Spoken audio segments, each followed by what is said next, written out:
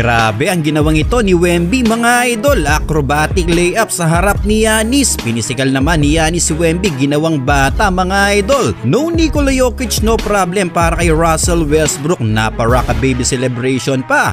Tinapos na rin ng Cleveland Cavaliers ang 15-game winning streak ng Oklahoma City Thunder. Grabe ang naging bakbakan nila mga idol, parang NBA Finals ang vibes.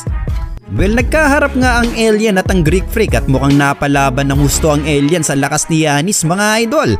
Nalimitahan nga ni Giannis itong si Wemby habang hirap na hirap namang mapigilan ni Wemby si Giannis. Dinadakdakan lang ng harapan. Sa isang play din na ito nang balyahin lang at napatalsik nga lang niya si Wemby ng ganong kadali. Ngunit sa opening quarter ay nagulat ang lahat ng gawin nito ni Wembanyama. Bihirang makita ito na gagawin ng isang big man mga idol. Well, ganun pa man ay pinatikim pa rin ni Wemby ng mga blanca itong si Giannis. Pero sa isang play din na ito ay nang ma-lockdown defense ni Greek freak ang alien. Well, sa huli nga mga idol ay nakuha pa rin ng panalo ng Bucks. Nakapagtala lang si Wemby ng 10 points, 10 rebounds at 3 blocks. Habang kumamada naman si Giannis ng 25 points, 16 rebounds at 8 assists. No Nikola Jokic, no problem para kay Russell Westbrook. Naparaka baby celebration pa mga idol. Well, hindi pa nga rin nakakapaglarong muli si The Joker dahil sa kanyang sakit, pero to the rescue naman ang triple-double king na si Brody para harapin ang Los Angeles Clippers.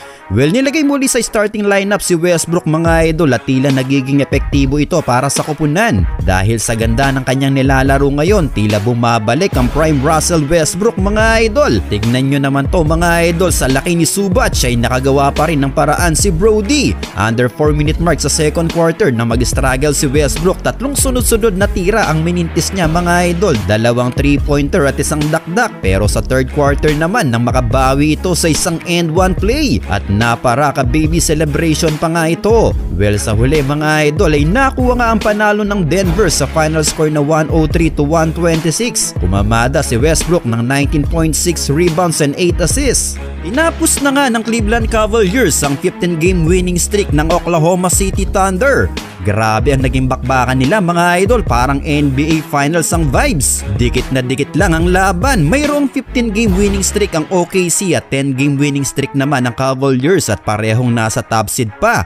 Kaya parang nagala NBA Finals ang kanilang laro mga idol. Well, sa pangunguna ng Twin Tower ng Cavaliers na sila Jarrett Allen at Evan Mobley ay tila ito ang nagpahirap sa Thunder dahil hindi nila kayang pigilan ang opensa ng dalawang ito. Kumamada sila ng parehong double-double mga idol at total of 46 combined points at 21 rebounds ang kanilang ginawa. Hindi lang yan dahil 5 pa sa kanila ang nakapagtala din ng 2 digits sa scoring. Habang sa Thunder naman mga idol ay talagang kumamada rin ng gusto sila SGA na nagtala ng 31 points at Jalen Williams na may 25 points. Pero hindi pa rin yan sumapat para itaob ang Cavs. Well, sa huli mga idol ay nadepensahan nga ng Cavaliers ang kanilang winning streak at tinalo ang OKC sa final score na 122-129.